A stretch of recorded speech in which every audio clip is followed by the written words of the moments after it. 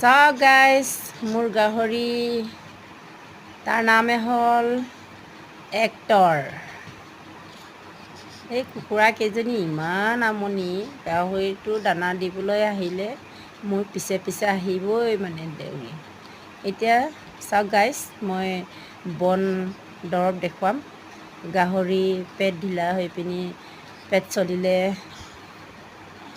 কিবা দিয়া দৰৱটো চা, সেইটো দৰৱ অলপ সৰহকৈ লৈ পিনি ভাতৰ লগত কিবা কৰি গুড়ি কৰি তাৰ ৰসটো ভাতত মিলাই দিব লাগে, একেচাতে বন্ধ হৈ যায়। আৰু সেইটো মানুহ খাব পাৰে এইটো দৰৱটো। এই মানুহ কেতিয়াবা পেট কামুৰি ফেন ফেনকৈ হাগিলে খাই দিলে ভাল হৈ যায়, একো প্ৰব্লেম নাই, একেচাতে বন্ধ হৈ যায়। বা ইমানেই মোৰ